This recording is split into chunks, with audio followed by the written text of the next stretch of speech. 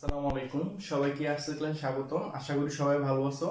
তো আজকে আমরা যে ক্লাসটা নিয়ে আলোচনা করব, আমরা অনেকগুলো টপিক লিখে ফেলছি এবং অনেক বড় একটা ক্লাস হবে। আমি চাইলে পারতাম এটা দুইটা ক্লাস নিতে, কিন্তু আমার মনে হয়েছে যে এই ক্লাসটা আসলে একসাথেই নেওয়া দরকার, কারণ একটার সাথে একটা খুব নিবিড়ভাবে সম্পর্কিত।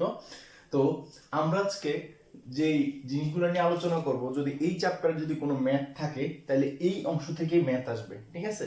যা এই জন্য কি করব, আজকে ক্লাসটা একটু দীর্ঘায়িত হলো, আমি একসাথে নিব। এবং আমাদের আজকে ক্লাসের টপিকগুলো হচ্ছে হুকের সূত্র অর্থাৎ হুকস ল, স্থিতিস্থাপক গুণাঙ্ক এবং ইয়ং গুণাঙ্ক, কঠিন কৃন্তন গুণাঙ্ক এবং আয়তন গুণাঙ্ক এবং সমনম্যতা। এই জিনিসগুলো নিয়ে আমরা আলোচনা করব। তো সময় নষ্ট না করে আমরা আজকে আমাদের ক্লাসে চলে যাই। আমাদের আজকে ফার্স্ট হচ্ছে আমরা হুকের সূত্র বলবো। কি সূত্র? হুকের সূত্র। এখন হুকের সূত্র কি? তোমার বিজ্ঞানী হুক, তিনি একটা পীড়ন এবং বিকৃতি, আমি আমাদের আগের ক্লাসে আমি পীড়ন এবং বিকৃতি নিয়ে আলোচনা করেছি। পীড়ন এবং বিকৃতির মধ্যে একটা সম্পর্ক লক্ষ্য করেন এবং তিনি ওইটাকে সূত্র আকারে প্রকাশ করেন 1678 সালে। 1678 সালে তিনি সূত্র আকারে কিভাবে প্রকাশ করেন? তিনি বলেন স্থিতিস্থাপক সীমার মধ্যে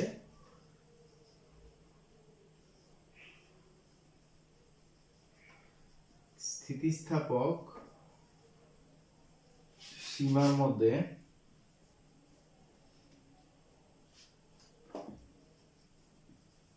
পীড়ন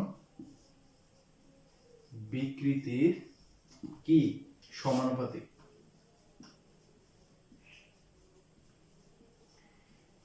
এটা হচ্ছে হুকস ল। স্থিতিস্থাপক সীমার মধ্যে পীড়ন বিকৃতির সমানুপাতিক। অর্থাৎ আমি যদি কোনো একটা বস্তুকে পীড়ন দেই, বিকৃতি করি এবং তার একটা নির্দিষ্ট সীমা থাকে, ওই ওই অবস্থানে কি তার বাধাদাঙ্কের বর্গ হচ্ছে পীড়ন। অর্থাৎ একটা নির্দিষ্ট স্থিতিস্থাপক সীমার মধ্যে পীড়ন বিকৃতি সমানুপাতিক হবে। অর্থাৎ যদি পীড়ন বৃদ্ধি পায় তাহলে কি বৃদ্ধি পাবে? বিকৃতি বৃদ্ধি পাবে, এবং বিকৃতি বৃদ্ধি পেলে পীড়ন বৃদ্ধি পাবে। তো আমরা এই সূত্রটাকে আমরা এভাবে লিখতে পারি, পীড়ন সমানুপাতিক কি বিকৃতি, ঠিক আছে? বা আমরা এটাকে এভাবে লিখতে পারি, পীড়ন সমানুপাতিক সমান সমান, আমি এটাকে যেহেতু সমানুপাতিক ধ্রুবককে উঠাবো, এখানে আমি কি লিখবো? একটা ধ্রুবক ইনটু বিকৃতি, বা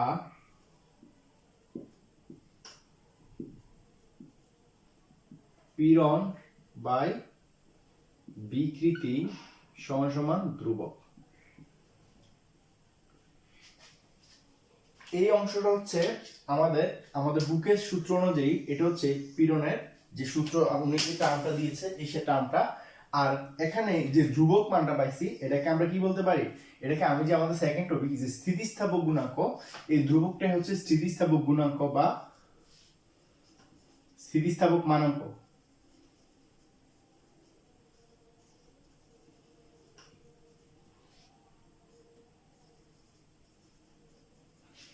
ঠিক আছে? তো আমরা হুকের সূত্র থেকে কি বুঝলাম? যে কোন বস্তুর পীড়ন যদি বৃদ্ধি করি আমি, তাহলে তার বিকৃতি বৃদ্ধি পাবে, এবং বিকৃতি বৃদ্ধি গেলে তার পীড়ন বৃদ্ধি হবে। তো অবশ্যই সেটা কিসের মধ্যে হতে হবে? সেটা হইতে হবে স্থিতিস্থাপক সীমার মাধ্যমে। অর্থাৎ স্থিতিস্থাপক সীমা কি, আমি এটা আমাদের সেকেন্ড লেকচার ক্লাসে আমরা বলছি, স্থিতিস্থাপক সীমা হচ্ছে যেই সীমা পর্যন্ত অর্থাৎ যে অবস্থান পর্যন্ত কোনো বস্তু তার স্থিতিস্থাপক ধর্মটা বজায় থাকে, ঠিক আছে? একটা আছে আমি রাবার টানতে টানতে ছিঁড়ে ফেললাম, তার একটা নির্দিষ্ট সীমা আছে যে ওই অবস্থানে নেওয়ার পরে সে চাইলে দিলে সে আগের অবস্থানে চলে আসবে। কিন্তু আমি যদি ওই অবস্থানে নেওয়ার পরে তারা আরো টানি, তাহলে তার যে অসহ বার ছিল, অসহ বার অসহ পীড়ন আমরা শুনছি, তাহলে ওই অবস্থান তার কি হবে? ছিঁড়ে যাবে। অর্থাৎ একক ক্ষেত্রফল লম্বভাবে প্রযুক্ত বলটাই কি হচ্ছে? পীড়ন। তো এটা হচ্ছে যখন বেশি হবে তখন বস্তু ছিঁড়ে যাবে। তো এই হচ্ছে আমাদের হুকের ল। তো এখন হচ্ছে আমরা স্থিতিস্থাপক গুণাঙ্কে চলে যাব। তো স্থিতিস্থাপক গুণাঙ্ক হচ্ছে তিন ধরনের। স্থিতিস্থাপক গুণাঙ্ক কয় ধরনের? তিন ধরনের। আমি তিন ধরনের লিখে ফেলি। তাহলে স্থিতিস্থাপক গুণাঙ্ক, আমাদের সেকেন্ড টপিক হচ্ছে স্থিতিস্থাপক গুণাঙ্ক।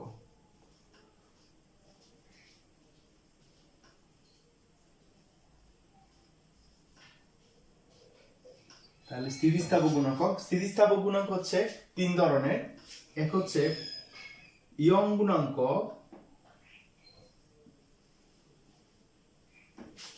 দুই হচ্ছে ক্রিন্টন গুণাঙ্ক, হচ্ছে আয়তন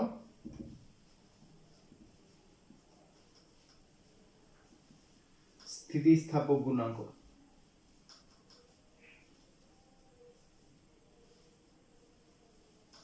এখন এগুলা ইংলিশে আমার নাম আছে যে বিজ্ঞানের নাম অনুসারে, ঠিক আছে।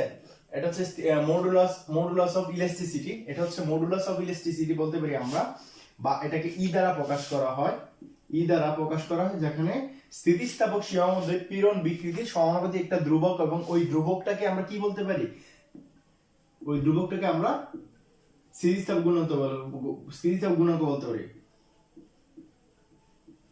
ঠিক আছে। আমি আবার বলি যে স্থিতিস্থাপক সীমার মধ্যে পীড়ন বিকৃতির সমানুপাতিক, এবং ওই সমানুপাতিক ধ্রুবকটাই হচ্ছে আমাদের স্থিতিস্থাপক গুণাঙ্ক।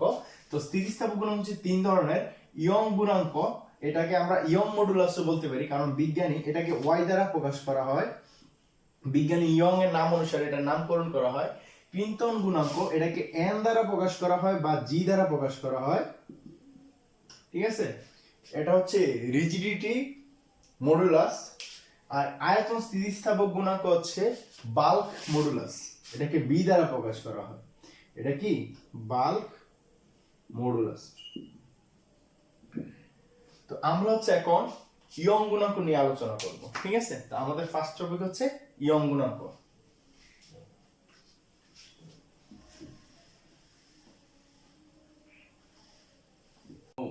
এখন আমি ইয়ং গুণাঙ্ক যাওয়ার আগে আমি স্থিতিস্থাপক গুণাঙ্ক নিয়ে আরেকটু জিনিস আলোচনা বাকি রয়ে গেছে, এটা আমি বলেছিলাম।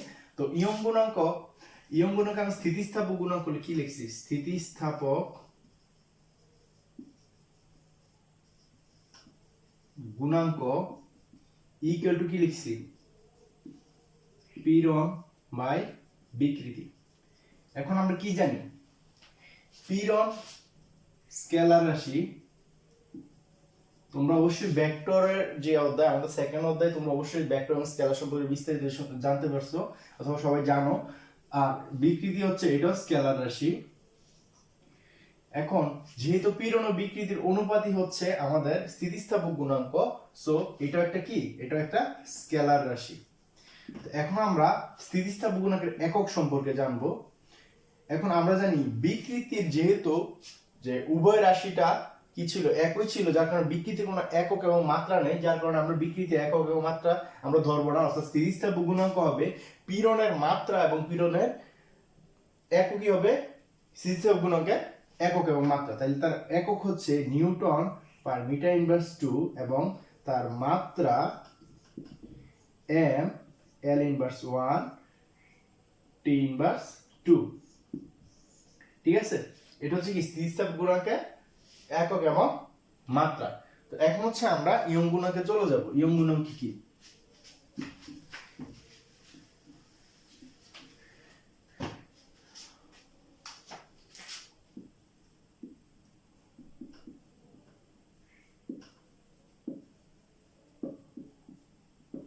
এখন ইয়ং গুণাঙ্ক কি? আমরা স্থিতিস্থাপক গুণাঙ্কেরই একটা টাইপ হচ্ছে ইয়ং গুণাঙ্ক, অর্থাৎ স্থিতিস্থাপক সীমার মধ্যে অনুদৈর্ঘ্য পীড়ন ও অনুদৈর্ঘ্যের বিকৃতি একটা অনুপাত, একটা ধ্রুব রাশি। ওই ধ্রুব রাশিটাকে আমরা কি বলবো? ওই ধ্রুব রাশিকে আমরা বলবো স্থিতিস্থাপক গুণাঙ্ক। অর্থাৎ আমরা সংজ্ঞা অনুযায়ী লিখতে পারি যে অনুদৈর্ঘ্য পীড়ন বাই অনুদৈর্ঘ্য বিকৃতি, এই যে তাদের একটা অনুপাত, এটাকে আমরা কি বলবো? তাদের অনুপাত একটা ধ্রুব রাশি, এবং এই ধ্রুব রাশিটা হচ্ছে ইয়ং গুণাঙ্ক। অর্থাৎ এটাই করলে যদি একটা ধ্রুব রাশি হয়, অর্থাৎ এটা যদি ধ্রুবক হয়, এটাই হচ্ছে কি ইয়ং গুণাঙ্ক, ঠিক আছে। তো আমরা সবাই জানি অনুদৈর্ঘ্য পীড়ন কি। তার আগে আমি একটু দেখাইনি, যারা পীড়ন এবং বিকৃতি ক্লাসটা ভালো করে দেখো নাই তাদের জন্য আরেকটা সুযোগ হচ্ছে এখান থেকে হালকা একটু ধারণা নিয়ে নাও। অর্থাৎ আমি যদি কোনো একটা এল দৈর্ঘ্যের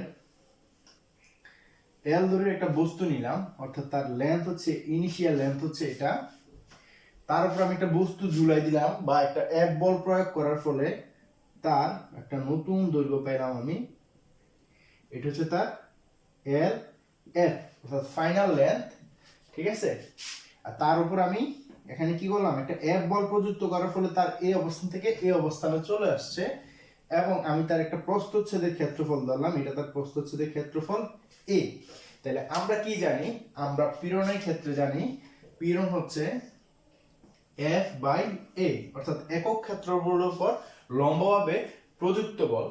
আর এখানে এল, এখানে অনুদৈর্ঘ্য বিকৃতি কি হবে, অনুদৈর্ঘ্য বিকৃতি হবে এখানে এল আই হচ্ছে আদি দৈর্ঘ্য, এল এফ হচ্ছে শেষ দৈর্ঘ্য বা পরিবর্তিত দৈর্ঘ্য। তাহলে ডেল এল কি হবে, ডেল এল হবে L F minus L I, অর্থাৎ final length minus initial length. ঠিক আছে, তো আমরা এখান থেকে অনুদৈর্ঘ্য বিকৃতি বলতে পাবো কি, অনুদৈর্ঘ্য বিকৃতি, অনুদৈর্ঘ্য বিকৃতি হবে তোমার, এখানে আমরা এটার মধ্যে স্মল এল লিখতে পারি ডেল এল এর পরিবর্তে। তাহলে এল বা L by capital L by এটার মধ্যে আমরা ইনিশিয়াল এল লিখতে পারি, বা এটাকে আমরা del L by initial length এভাবে লিখতে পারি। তাহলে আমরা এই দুইটা রাশিকে যদি আমরা ওইখানে লিখতে চাই তাহলে আমরা কিভাবে লিখতে পারি, তাহলে আমরা এই অংশটা মুছে ফেলি চিত্রটা। আচ্ছা আমি এই পাশে ছোট করে লেখার চেষ্টা করি, যে তাহলে অনুদৈর্ঘ্য পীড়ন হচ্ছে এফ বাই এ, আর অনুদৈর্ঘ্য বিকৃতি হচ্ছে এল বাই এল। ঠিক আছে, তাইলে হচ্ছে ইয়ং গুণাঙ্ক, আমি যদি এটাকে সাজাই লিখি তাহলে দেখো কি হয়, এফ বাই এ ইন্টু এটা যদি ওই পাশে যায় গুণাকারে তাহলে এল বাই এল, অর্থাৎ এফ এল ইকুয়াল টু এ এল। তাহলে আমি যদি এটাকে এফ ইকুয়াল টু কি জানি আমরা, F equal to M G, ঝুলন্ত বস্তুর জন্য এম জি এল, আর এ হচ্ছে প্রস্থচ্ছেদের ক্ষেত্রফল, অর্থাৎ এই প্রস্থচ্ছেদের ক্ষেত্রফলটাকে আমরা কি লিখতে পারি, পাই আর স্কয়ার, এম যেটা ক্যাপিটাল এল হবে পাই আর স্কয়ার এল। ঠিক আছে, তো এখন ইয়ং গুণাঙ্কের মান যার যত বেশি তার স্থিতিস্থাপকতা বেশি। তা ইস্পাতের ইয়ং গুণাঙ্কের মান হচ্ছে 2 × 10⁻11 নিউটন পার মিটার স্কয়ার। এখন এই মানগুলো কি, এই কয়েকটা মান আছে, তোমরা এই মানগুলো যারা এডমিশন পরীক্ষাতে তারা অবশ্যই এটা মনে রাখবা, কারণ এডমিশন পরীক্ষায় এগুলো আসে, এবং কার গুণাঙ্ক, কার ইয়ং গুণাঙ্ক কার থেকে বেশি এটা আসে, আর এইটা দিয়ে ম্যাথ আসে, এটা দিয়ে মেইনলি হচ্ছে আমাদের কি আসে, ম্যাথ আসে। তো আমরা যদি এখানে স্থিতিস্থাপক আর ইয়ং গুণাঙ্কের একক মাত্রা বের করতে চাই, স্থিতিস্থাপক গুণাঙ্কের এককের মাত্রা হচ্ছে ইয়ং গুণাঙ্কের একক মাত্রা, অর্থাৎ তার একক হবে নিউটন পার মিটার, এবং মাত্রা M L T inverse, M L inverse 1 T inverse 2। ঠিক আছে, তো এখন হচ্ছে আমাদের যে সেকেন্ড টপিক, আমরা ক্লিনটন গুণাঙ্কে চলে যাব। চলো আমরা ক্লিনটন গুণাঙ্ক নিয়ে আলোচনা করি।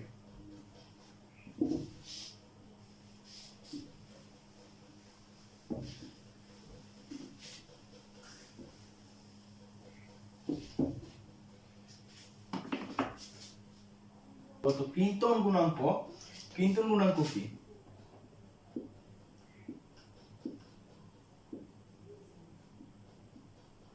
ক্লিনটন গুণাঙ্কের কয়েকটা নাম আছে।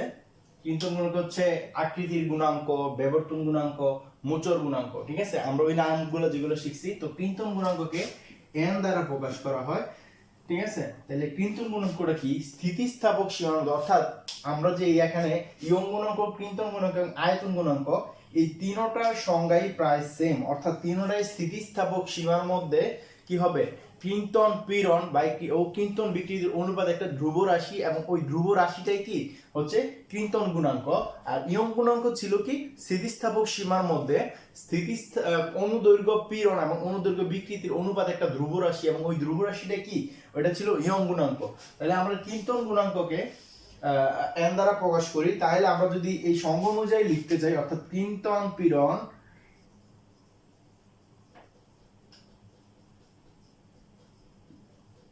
বাই ক্লিনটন বিকৃতি, এটা একটা যদি এদের অনুপাত একটা ধ্রুব রাশি, এবং ওই ধ্রুব রাশিটাই হচ্ছে কি আমরা ক্লিনটন গুণাঙ্ক দ্বারা প্রকাশ করতে পারি। তো আমরা ক্লিন্টন বিকৃতি সম্পর্কে জানছি। ক্লিন্টন বিকৃতি কিভাবে লেখা, ক্লিন্টন পীড়ন কি, তাহলে ক্লিন্টন পীড়ন হচ্ছে F বাই A, ঠিক আছে। আর ক্লিন্টন বিকৃতি কি, আমরা ক্লিন্টন বিকৃতি ওইখানে ক্লিন্টন বিকৃতি বলতে আমরা বুঝাইছি থিটা, থিটা দ্বারা আমরা ক্লিন্টন বিকৃতি প্রকাশ করি। তাইলে এটাকে যদি আমি বুঝাই লিখি, দেখো কি আসে, এটা আসে F by A into theta, অর্থাৎ F থিটা বাই A। এখানে থিটা কি হিসাবে ব্যবহার করি, আমরা রেডিয়ান কোণ হিসাবে ব্যবহার করি। আর আমরা আগে বলছিলাম যে tan থিটা কখন ইউজ করি, tan থিটা ইউজ করি আমরা যখন আমরা কোণে দেওয়া থাকে মানটা, ওইটা ওইভাবে ইউজ করি। তো এই ক্ষেত্রে এই কোণটা আমি আবার দেখাই দিই, এটা কোন কোণটা, অর্থাৎ বিকৃতিটা কি, অর্থাৎ আমি যদি কোনো একটা বস্তু নেই, অর্থাৎ আমি এটা একটা বই ধরলাম, বইটাকে আমি উপরের যে অংশ, যে উপর অংশে চাপ প্রয়োগ করলাম, করার ফলে তা কি হলো, বইটা আমি আবার একটু দেখাই, যে আমি এই বইটাকে নিলাম, বইটাকে নিয়ে তার আমি উপরের পৃষ্ঠে চাপ প্রয়োগ করলাম, বল প্রয়োগ করার ফলে তার দেখো এই যে একটা বিকৃতি তৈরি হয়েছে, থাকতো সোজা ছিল এভাবে, এই যে একটা কোণ তৈরি হয়েছে, অর্থাৎ সে এই অবস্থানে চলে গেছে, অর্থাৎ পৃষ্ঠাগুলো এই পাশে চলে আসছে, এই যে তার একটা কোণ তৈরি হয়েছে, এটা হচ্ছে কি তার ক্লিন্টন বিকৃতি, ঠিক আছে। তাহলে তার ক্লিন্টন বিকৃতি হচ্ছে এই থিটা কোণটা আমরা এভাবে লিখতে পারি। তাহলে এটা হচ্ছে আমরা ক্লিন্টন গুণাঙ্ক বুঝতে পারলাম, ঠিক আছে। এই ক্ষেত্রে এইখানে যতটুকু সরে যাবে, অর্থাৎ এতটুকু বৃত্তচাপ আর এতটুকু বৃত্ত দুটোই কি সমান, ঠিক আছে। আর এই ক্ষেত্রে একক এবং মাত্রা অলওয়েজ সেম থাকবে, ওইগুলোর মধ্যে থাকবে নিউটন পার মিটার এবং ml টি ইনভার্স কি, ml ইনভার্স 1 টি ইনভার্স 2। তাহলে এখন হচ্ছে আমরা আয়তন গুণাঙ্ক নিয়ে আলোচনা করব। কি গুণাঙ্ক নিয়ে, আয়তন গুণাঙ্ক নিয়ে। আয়তন গুণাঙ্কটা কি, আমরা আগেও বলছি যে বাল্ক মডুলাস, অর্থাৎ এটাকে আমরা বি দ্বারা প্রকাশ করি। তাহলে আমি আবার বলি, সংজ্ঞা তিনটাই সেম, জাস্ট তোমরা পিক পয়েন্টটা চেঞ্জ করবা। এরকম যে স্থিতিস্থাপক সীমার মধ্যে আয়তন পীড়ন ও আয়তন বিকৃতির অনুপাত একটা ধ্রুব রাশি, এবং ওই ধ্রুব রাশিটাকে আমরা কি বলবো, আয়তন গুণাঙ্ক বলবো, আয়তন স্থিতিস্থাপক গুণাঙ্ক, আয়তন স্থিতিস্থাপক গুণাঙ্ক বা আয়তন গুণাঙ্ক বলতে পারো। এটাকে আমরা কি দ্বারা প্রকাশ করব, বি দ্বারা প্রকাশ করব, ঠিক আছে। তাহলে আমরা এটা লিখতে পারি আয়তন পীড়ন বাই আয়তন বিকৃতি। তাহলে আমরা আয়তন পীড়ন বিকৃতি বলতে কি বোঝাই, অর্থাৎ কোন একটা বস্তু তার চারদিক থেকে বল প্রয়োগ করা হলে তার যদি আদি অবস্থান যদি বি হইতো, আদি আয়তন, আয়তন বি এবং পরিবর্তিত আয়তন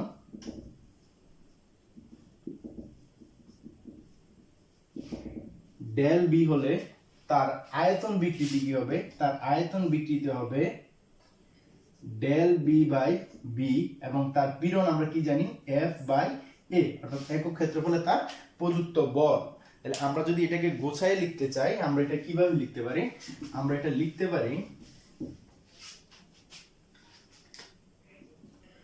দেখো এফ বাই এ ইন্টু, এটা যদি উল্টায় যাবে তাহলে বি বাই ডেল বি, অর্থাৎ F B A del B. তাহলে এই ক্ষেত্রে তার মাত্রা হবে same M L inverse 1 T inverse 2, এবং তার একক হবে নিউটন পার মিটার ইনভার্স 2, ঠিক আছে। এখন স্থিতিস্থাপক গুণাঙ্কের যে আয়তন গুণাঙ্ক, আয়তন গুণাঙ্কের সাথে আরেকটা রাশি চলে আসে, এটা হচ্ছে সংনম্যতা। সংনম্যতাটা কি, সংনম্যতাকে আমরা সি দ্বারা প্রকাশ করি, সংনম্যতা কি দ্বারা, সি দ্বারা প্রকাশ করি, অর্থাৎ কমপ্রেসিটি। তাহলে এটাকে আমরা কি দ্বারা প্রকাশ করি, সি দ্বারা। তাহলে সি কি, সি হচ্ছে 1 বাই বি, ঠিক আছে। সি হচ্ছে কি 1 বাই বি।